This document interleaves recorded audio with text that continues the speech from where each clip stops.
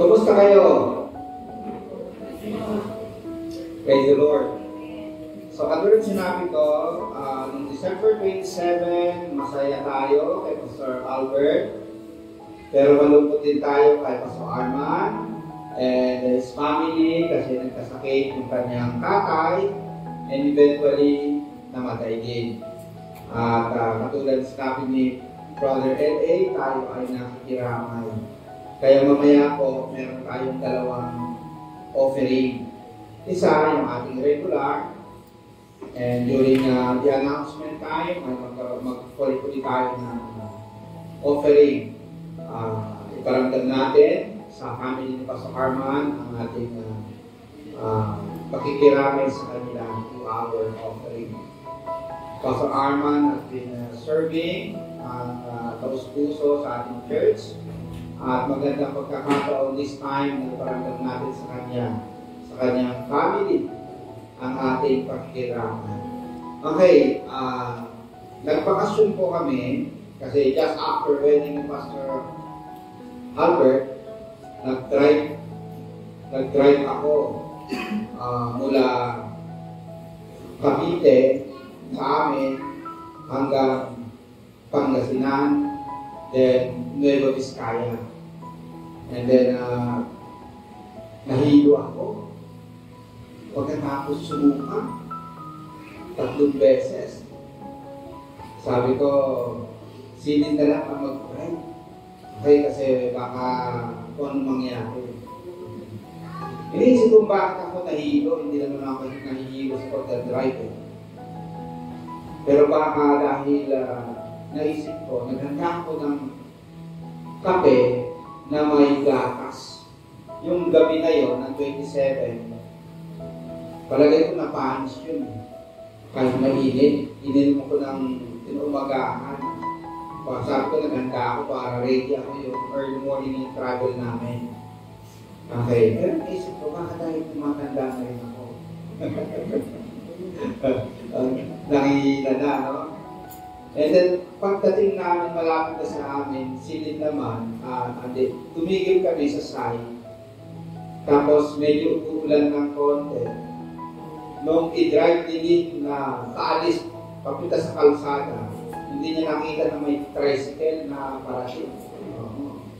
Pagkatapos, maya-maya, bumaba yung tricycle driver, galit na galit, galit na galit. Pero nakita namin yung pag-iingat ng Panginoon sa aming biyahe.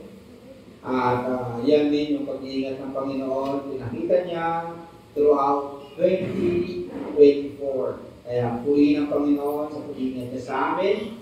At alam ko, iningatan din tayong lahat ng ating Panginoong Diyos last 2024. Can you say amen to that? Ngayon naman, is 2025, very hopeful tayo. Tayo yung mga tao ng Diyos na always hopeful. Always hopeful. Dahil meron tayong Diyos. At yung Diyos natin ay nandito sa 2025. Even sa 2026, nandun na siya. He is the God of the future. At alam natin that He will continue to guide us this 2025. Kaya pwede natin sabihin na talagang Happy New Year. Kasi alam natin that the Lord will always be with us. Ano man yung ating daraanan uli ngayong 2025, God is with us. Can you say amen to that? Yung inawit natin, salamat sa nagdaang taon. Ang maganda, no? Very thankful ng puso. Salamat din sa taong ito. Okay? Taong parating ay dumating na. Okay, 2025. Walang pagkatakot, walang pangangamba. Kasi ikaw ang kasama. At sabi din natin sa amin, ito yung taon ng pagpapala. Can you say amen to that? Hopeful tayo na walang pagkatakot, walang pangangamba kasi kasama natin ang Diyos at pagpapalain tayo ng ating Panginoong Diyos. Kaya ang title ng message natin, A Future Secured, Living in Hope. So tayo ay nabubuhay na laging may pag-asa based sa Proverbs 23:17 hanggang 18 na nabasa kanina. Itong Proverbs na ito ay kasama sa 30 sayings sa Proverbs. May tinatawag na 30 sayings directing us para magtiwala sa Diyos. Ano man ang nangyayari sa buhay, ito yung guide natin. Ito yung nagbibigay direction para magtiwala sa ating Panginoong Diyos. Kaya tingnan po natin sa next slide. Ito po yung pinaka-message natin. Our future is secured. At kung ang future natin ay secured, ano ang dapat natin gagawin? Base sa nabasa natin kanina sa Proverbs 23:17 to 18. Una, basahin natin sabay-sabay. Reject envy. Trusting God's justice. Okay? Yung point dito ay i-reject natin ang pagkainggit sa mga makasalanan. Okay, tingnan po natin yung sinasabi ng passage natin. Basahin natin sabay-sabay. Don't envy sinners, but always continue to fear the Lord. Okay?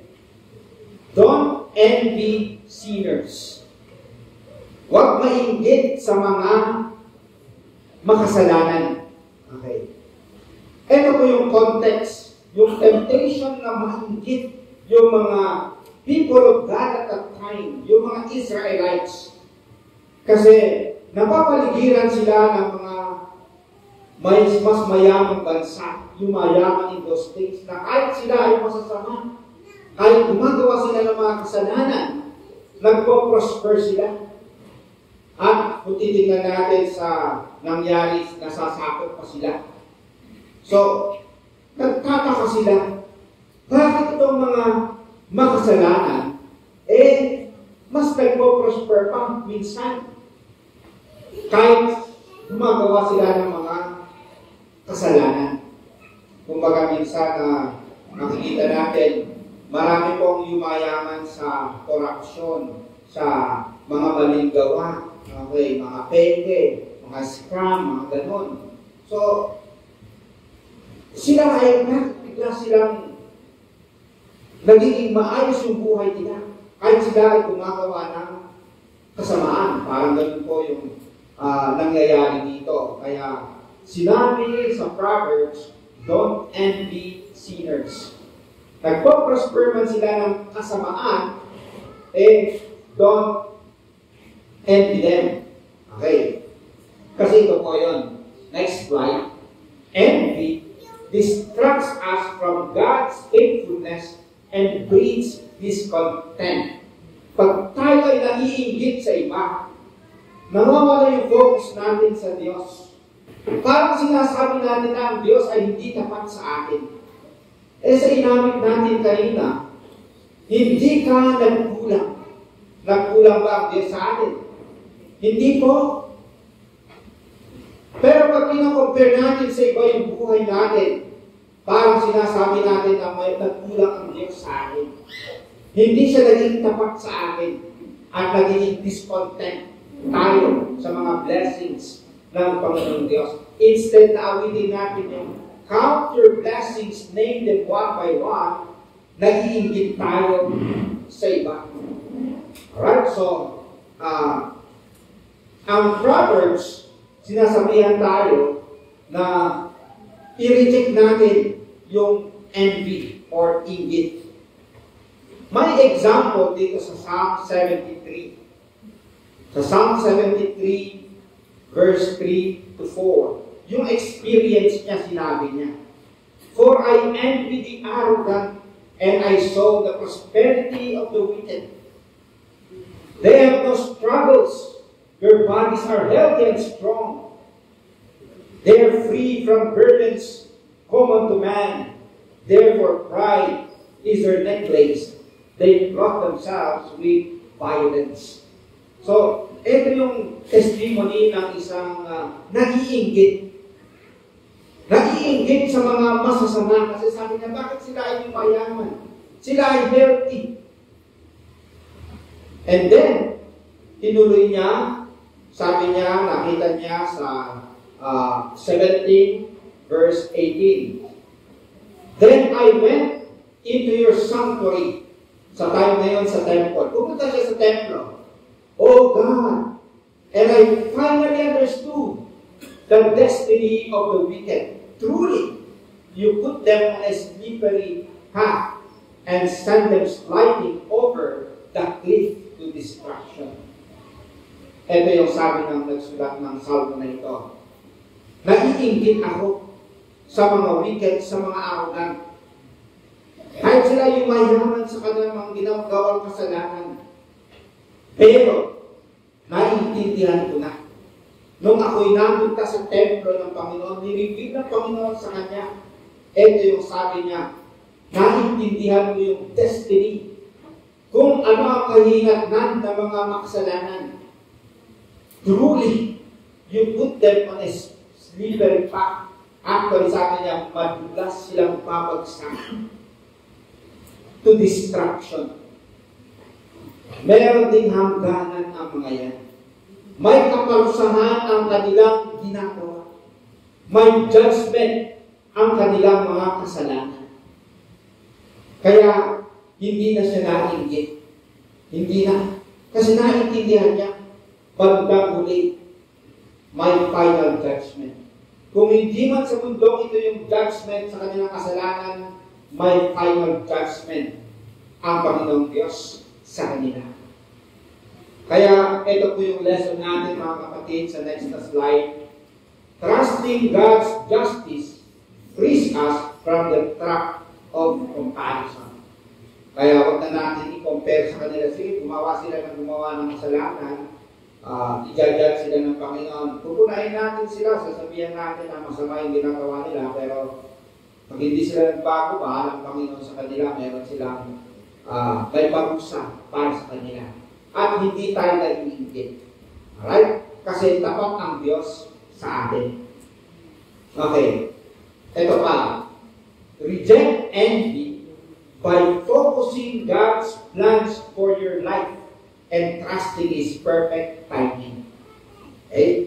So, imbis na mainggit sa iba, mag-focus tayo sa plano ng Diyos sa atin. Meron siyang plano at meron din siyang timing of blessing.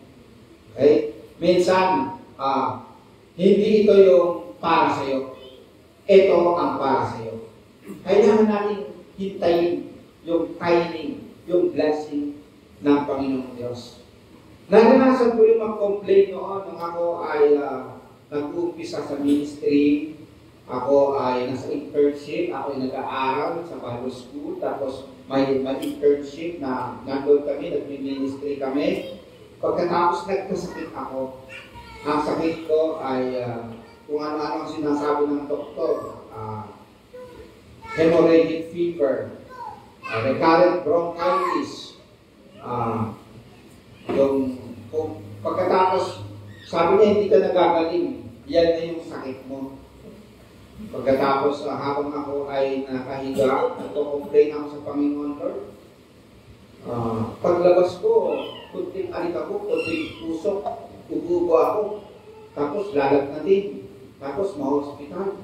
Okay. Yun yung aking pinagdaanan noon. Pero nagtaka ako, may timing ang Panginoong Diyos. Nung bumalik ako sa pag-aaral, biglang, napansin ko na wala na yung aking sakit. Tinagaling ako ng Panginoong Diyos.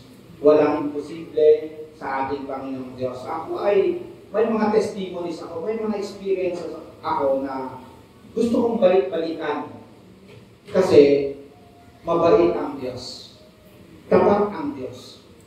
Kahit sa kanyang provision sa aking buhay, sa aking pamilya, ganun din. Nung ako'y magpapastor, naawa yung nanay ko. Naawa kasi sabi niya, pastor, mahirap, ganitong buhay nila, ganyan, no? Pero nagtuloy pa rin ako. kahit pinaglingaan ako ng Panginoong Diyos, hindi naman nagkulang ang Panginoong Diyos sa akin at sa aking pamilya. Noon, hanggang ngayon, hanggang sa future. Ganon din sa ating mga kapatid. May perfect timing ang Panginoong Diyos sa atin. Tapat siya. Tapat siya sa atin. Kaya dapat hindi tayo maingit sa iba. Kayo say amen to that.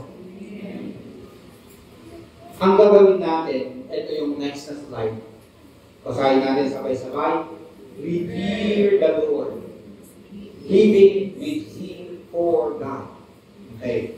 Yung reverence, ito yung napakataas na respeto sa Panginoong Diyos.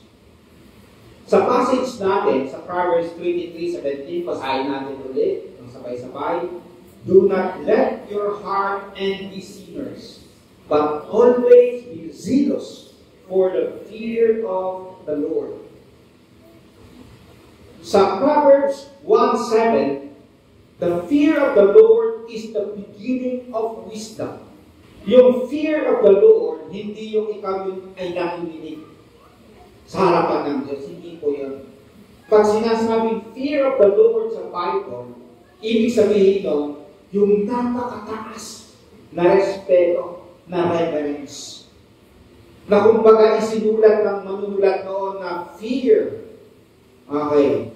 Yung sobrang taas ng respeto sa Diyos.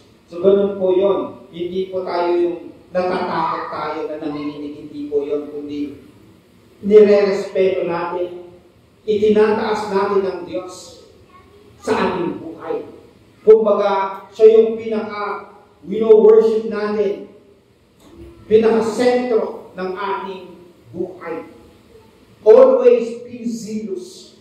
Okay? Sabi dito, hindi yung sometimes, kundi always be zealous for the fear of the Lord. Kasama na yan yung paglilingkod natin, yung zealousness sa ating Panginoong Diyos. Bakit? Kasi tapat siya sa kanyang mga anak. Ito po yung sinasabi ko kanina. Revering God means honoring Him as the center of your life.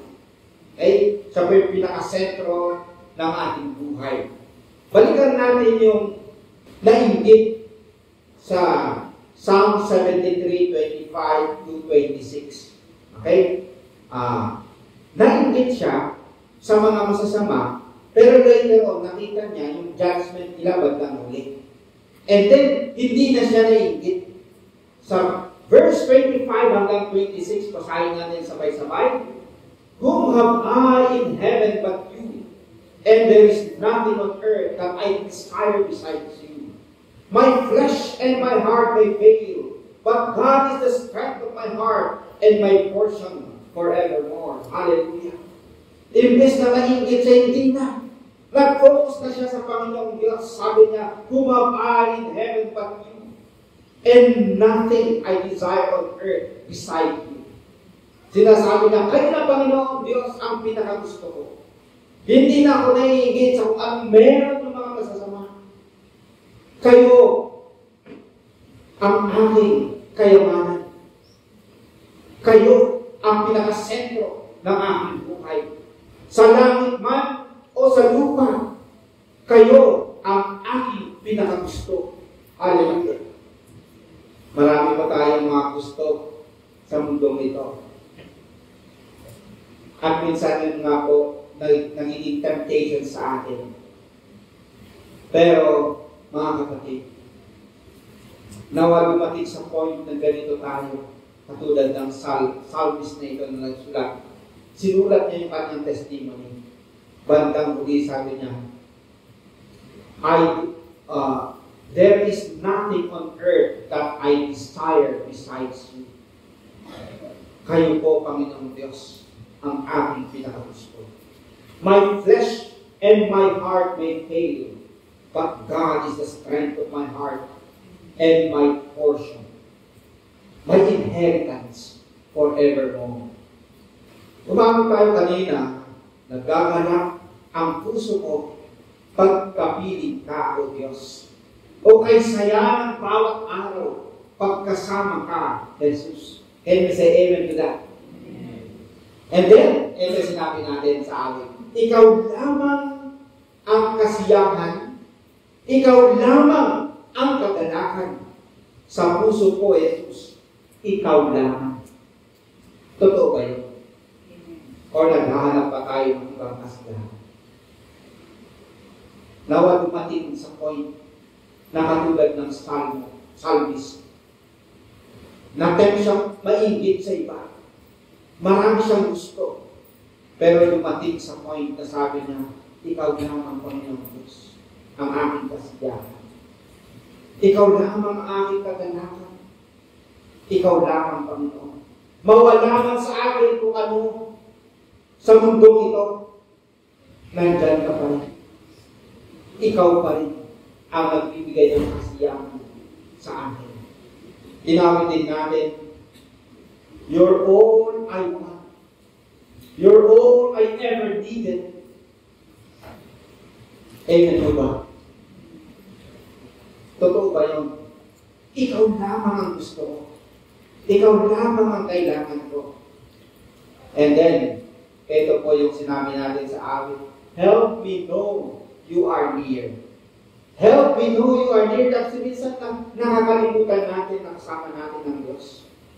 Kaya prayer natin, Panginoon, tulungan po ninyo kami na malaman na you are near. Kasi minsan nakakalimutan natin. Tayo ang mga tao na madaling makalimot. Kung titignan natin yung mga Israelites sa Old Testament, ang daming mga miracles ginawa ang Panginoong Diyos sa kanila. Pero nakakalimutan sila nila at gumagawa sila ng hindi sila nagtitiwala sa Panginoon. Pero nandiyan pa rin natapat ang Panginoong Diyos sa kanila. Ganun po ang tao. Kaya maganda po na every Sunday, every prayer meeting, nag-worship tayo sa Panginoon, nandito tayo pakinggan yung Kanyang salita para ma-remind tayo. Kasi tayo yung tao na nakakalimot. Normal po yun. Kaya maganda yung mag-pray tayo katulad ng prayer nito. Help me, Lord, that you are near. Okay, sa next slide. Let your reverence guide your decisions and strengthen your faith. Okay? Ang Proverbs ay naisulat para guide sa mga ethical decisions. Yung godly decisions sa ating buhay. Para sa mga tao ng Diyos noon at para sa atin din ngayon. So maganda po yun, yung mga ethical decisions, ethical living, yung tamang pamumuhay, okay, wise decisions. Naisulat po ang Proverbs. Pinapakita dito mga kapatid na tayo na mga tao ng Diyos, we have different values. Ulitin ko po. Tayo pong mga tao ng Diyos, bayan ng Diyos, mga pinili ng Diyos, we have different values. Can you say amen to that? Iba po ang values natin. Yung iba, kahit na gumagawa sila ng corruption, kasamaan, wala, okay lang sa kanila. Pero tayo po, hindi po okay yun. Kasi meron tayong Diyos na tinitingnan natin na nag-guide sa tama at mali na nakikita natin sa kanyang mga salita. Kaya meron tayong catechism, halimbawa ito. Next na slide. What is the chief end of man? Man's chief end is to glorify God and enjoy Him forever. Okay. Ngayon, kung ang nais natin ay glorify ang Panginoong Diyos, every decision na gagawin natin, ang tanong, ito ba ay nag-glorify ang Panginoong Diyos? Is God being glorified? Pag gagawin ko ito, is God being glorified? Kung pupunta ako sa simbahan, na itataas kaya ang Panginoong Diyos. Kapag tutulungan ko yung aking kapwa, is God being glorified? Kung ako ay selfish, is God being glorified? Pag sasama ako sa corruption, is God being glorified? The past year, nagkaroon ng challenge sa PTS dahil yung test na namin ay yung funding daw ay nilipat sa mga congressman. Kaya kailangan daw pupunta sa mga congressman at hihingi ng pondo sa kanila. Kaso nga, pag pupunta ka sa congressman, automatic na ibabalik mo sa kanya 30%. Kung magbigay ng 1 million, ibibigay mo ang 300,000. Yung isang dating worker sa PTS din na pupunta sa ibang school, sabi niya dito sa amin, ang kinukuha ng congressman ay 40%. Meaning, pag nagbigay siya ng 1 million, ibabalik mo ka sa kanya 400,000. Ganyan po yung corruption sa mga congressman, senators, sa politics. Nag-decide kami sa board. Yung isang board, sabi niya, okay, tanggapin natin. Pag pinag-pray naman yan, malilinisan niya. Kaso lang, sabi ng isa, tayo ang nagkikritik sa corruption, tapos tayo papasukin din natin. Seminary pa naman tayo. Okay. So, may ibang paraan naman ang Panginoong Diyos. Hindi naman nangkulang ang Panginoong Diyos. Bakit natin papasukin ang masama? So, hindi na namin itinuloy. Tingnan natin yung next na mangyayari. Pero nakita natin dito na tayo ang mga Christians, iba talaga ang values natin. Yung iba, okay lang yan. Yan ang kalakaran eh. I-grab na natin yan eh. Kaso nga lang, iba ang values natin ng mga Christians. Kahit na hindi natin pasukin yan, tapat pa rin ang ating Panginoong Diyos. Hindi pa rin siya magkukulang sa atin. Kaya may say amen to that. Ang panghuli, rest in God's promises. Trust in God's faithfulness. Ito po sa verse 20, chapter 23, verse 18, sa next na slide, basahin natin sabay-sabay. Surely there is a future, and your hope will not be cut off. Surely, may future ang mga anak ng Diyos. Can you say amen to that? Surely, may pag-asa ang mga tao ng Diyos. And your hope will not be cut off. Hindi yan mawawala. Hindi yan mapuputol. Magtutuloy-tuloy lang. Yan po yung pangako ng ating Panginoong Diyos. Tayo, huwag tayong maingit sa masama. Itaas natin ang Panginoong Diyos at tumayo tayo sa kanyang mga pangako. The promise of God, itong pangako ng Diyos, ay rooted upon His covenant to His people. Meron po kasi covenant ang Diyos sa kanyang bayan at that time ng Israelite. Sabi niya, I am your God and you will be my people. Okay? Ako bahala sa inyo, ako yung Diyos niyo. Yung mga tao niya minsan hindi naging tapat, but God remains faithful. Ganyan po kabait ang ating Panginoong Diyos. Minsan hindi tayo tapat, pero mananatiling tapat ang Panginoong Diyos sa atin. God cares for us sa ngayon and even in the future. Ito ay in contrast sa mga wicked. Temporary ang kanilang kayamanan. Temporary ang kanilang kasiyahan. Pero bandang huli, may judgment. Pero tayo mga kapatid, surely there is a future and your hope will not be cut off. Okay? Kahit kamatayan, hindi niya puputulin ang hope ng mga tao ng Diyos. Meron tayong tinatawag na eternal life para sa mga nananalig kay Jesus Christ. Sa next slide, basahin natin ng sabay-sabay.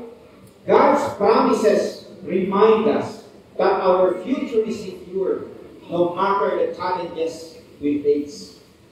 May mga challenge yung 2024, surely may mga challenges ngayong 2025, pero secure tayo sa kamay ng Panginoong Diyos.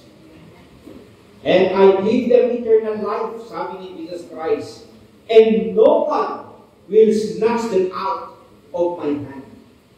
No one. Bakit? Tayo ay binili na ni Jesus Christ ng kanyang buhay. Binili tayo. We are paid by the blood of the Lord Jesus Christ. Binili na niya tayo. Kung binili niya tayo, kanino tayo? We belong to Jesus Christ. And Jesus belongs to us. Kaya even in the future, ito po yun, Revelation 21, 3-4, basahin natin sabay-sabay. And I heard a loud voice from the throne saying, now the dwelling of God is with men, and He will live with them. They will be His people, and God Himself will be there with them, and be their God. He will wipe every tear from their eyes. There will be no more death, or mourning, or crying, or pain, for the old order of things has passed away. Mga kapatid, magpapatuloy in the new heaven and new earth, yung covenant ng Panginoong Diyos. They will be His people. We will be God's people. And God Himself will be our God. Okay? Ngayon, and even in the new heaven and new earth. Kaya mga kapatid, secure po ang ating future. Kaya ngayong 2025, secure po mga kapatid. In this life, and even in the next life. Gusto kong ikwento ang isang kwento sa next slide. At dito na rin tayo magtatapos. Yan po yung lumang train. Yung lumang train na sinasakyan nila ng araw. May isang gustong sumakay sa train, pero wise siya. Wise. Kasi tinitingnan niya, may iba't ibang ticket. Pag ang ticket mo ay first class, magbabayad ka ng $3. Pag ang ticket mo ay second class, magbabayad ka ng $2. Pero pag ang ticket mo ay third class, magbabayad ka ng $1. Pinuntahan niya yung upuan. Nakita niya, pare-parehas lang naman. Bakit ako magbabayad ng first class kung pwede naman ako magbayad ng third class at tumupo kung saan ko gusto? So nagbayad siya ng $1, third class, at pumunta sa pinakagusto niyang upuan. Okay, sabi niya, panalo ako dito kasi yung iba nagbayad ng mas malaki. Ako, ito lang yung binayaran ko, pero ito yung pinakagusto kong upuan. Ang ganda ng view, makikita ko, sabi niya. Umandar na yung train. Kaso nga lang, papunta na sa paakyat. Paakyat na. Paakyat ng paakyat. Habang tumatagal yung paakyat, nabibitin yung train. Kahit ano pa talagang ayaw. Sa kalagitnaan ng bundok, tumigil na yung train. Sabi ng announcement. Lahat ng second class, lumabas kayo at maglakad kayo mula dito hanggang doon sa taas. Okay. Doon kayo sa taas. Makikita tayo doon sa taas. Kayong mga first class, upo lang kayo dyan. Yung third class na nagbayad ng $1, magtutulak kayo. Sabi ng isa, kaya pala ako yung third class kasi magtutulak. Magtutulak lang pala. Okay, naiintindihan ko na kung bakit mas mura. So, okay, sabi ng announcement, okay, magtulak na kayo at yung iba ay maglakad, pero magkita-kita tayo lahat dyan sa taas. Okay, so ganun nga ang nangyari. Nagtulak yung marami. Okay? Sa gawain ng Panginoong Diyos, sa pagiging Kristiyano natin, Meron yung mga easy-go lucky. Okay. Meron naman yung mga sitting pretty. Meron din yung mga talagang nagpapawis, nagtutusin. Pero, ang prayer natin, lahat tayo magkita-kita sa finance. Magkita-kita tayo sa langit o sa new heaven and new earth. Yun yung prayer natin. At yun yung hope natin. May hope tayo sa mundong ito, pero may hope din tayo sa darating na buhay. Dahil kay Jesus Christ. Tayong lahat ay manalangin